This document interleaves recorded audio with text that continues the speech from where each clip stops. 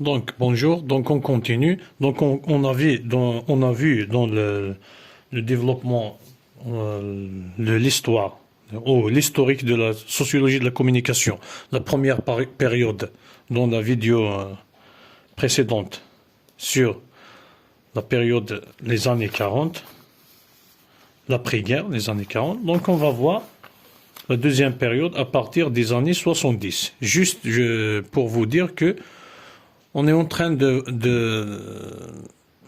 je ne sais pas, d'avoir une idée générale sur l'historique de la sociologie de la communication. Après, c'est juste des idées en général. Après, une bonne révision est nécessaire dès la réception des cours de cette année. Donc ce cours, c'est de l'année passée, qui traite les mêmes points. Donc, on commence la deuxième partie à partir des années 70. De nouvelles pratiques de diffusion et de communication virent le jour, favorisées par le développement de technologies d'information et de communication, comme la vidéo portable, la distribution des signaux par câbles coaxiaux. Les câbles coaxiaux ou câble coaxial, c'est le câble, entre parenthèses, le câble que vous utilisez, qui relie, c'est le genre du câble qui relie l'assiette vers le démon. C'est un câble qui est parmi les causes du développement des médias. Donc, on reprend. Donc, on a dit que la distribution des signaux par câbles coaxiaux et la diffusion par satellite. Pensons à l'accroissement du rythme des diffusions d'émissions de télévision à l'échelle planétaire, mais aussi à l'émergence des premiers médias dits communautaires, aux pratiques d'intervention et d'expérimentation sociale avec la vidéo, aux premières pratiques artistiques intégrant les médias audiovisuels, etc. En même temps, une pensée critique s'affirmait de manière plus marquante en 2 points critiques de l'action idéologique des médias et de la massification. Analyse du développement contradictoire des industries culturelles et des transformations des espaces publics. Analyse des conditions et conséquences de l'internationalisation des systèmes de communication, etc. Simultanément, de nouveaux champs de recherche se sont ouverts, les paradigmes d'études des contenus et des effets se sont orientés vers une prise en compte des problématiques de la réception différenciée des messages selon les appartenances de classe, de genre ou de groupe ethnique des membres des publics. Donc, je pense que j'ai compris, l'essentiel que j'ai compris de ce texte, ou l'idée qu'on doit retenir, le minimum qu'on doit retenir, c'est quoi? Dans la deuxième période, la période des années 70, donc, la sociologie de la communication. Dans la première période, les années 40, elle s'est intéressée aux médias. Donc, la deuxième période, des années 70, les médias se sont développés. Il y a de nouveaux types de médias. Donc, automatiquement, la sociologie de la communication va suivre ce développement. Pourquoi? Pourquoi déjà est né ce développement des médias? Grâce à quoi? Grâce aux technologies d'information. Ici, on nous a donné l'exemple, la diffusion d'émissions de télévision ou l'utilisation des câbles coaxiaux qui ont en quelque sorte boosté voilà, booster le développement des médias. Donc, l'émission télévisée, les émissions télévisées touchent, donc a touché dans les années 70, une grande partie de la population. Donc, c'est pas comme les années 40. Donc, ici, de nouveaux phénomènes. Bien sûr, toujours avec le développement, il y a de nouveaux phénomènes, il y a de nouvelles recherches, etc. Donc, j'ai dit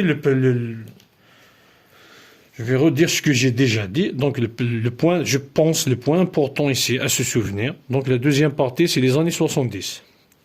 Pourquoi c'est une deuxième partie dans l'historique de la sociologie de la communication? Pourquoi? Parce que la sociologie de la communication s'est intéressée auparavant aux médias de masse. Donc, ces médias de masse sont développés, ne sont plus les mêmes. Entre les années 40 et les années 70, c'est pas la même chose. Pourquoi ils se sont développés? Pourquoi ils ont subi ce développement? Grâce aux technologies d'information, grâce à la diffusion par satellite, grâce à l'utilisation des câbles coaxiaux. Donc la sociologie, on a dit, la sociologie de la communication a suivi ce développement. Automatiquement, elle doit suivre le développement et bien sûr de nouvelles perspectives de recherche et aussi de nouveaux phénomènes. Donc parmi les exemples cités dans ce petit texte, donc on a ici, on parle de critique de l'action idéologique des médias. Donc ce que j'ai compris, donc ici, aux années 70, on s'aperçoit que ces médias, gérés par exemple, un nombre de personnes, soutiennent toujours ou met en première place l'idéologie des personnes dirigeant de ces médias. En d'autres termes, les médias, si on peut dire ça, les médias ne sont pas à 100% objectifs. Donc chacun essaie de faire en avant son idéologie. Voilà. On donne un exemple, c'est la propagande entre les États-Unis d'Amérique et l'Union soviétique, la guerre froide. C'est un exemple qui, on peut dire que c'est un exemple. C'est un exemple, on peut dire que c'est un exemple réel qui parle de la même chose que de cet exemple dans ce texte. Pourquoi? Parce que les États-Unis d'Amérique a utilisé tout, les émissions radio, les émissions télévisées, les journaux, même il y a des histoires, des histoires qui sont publiées pour les enfants. Dans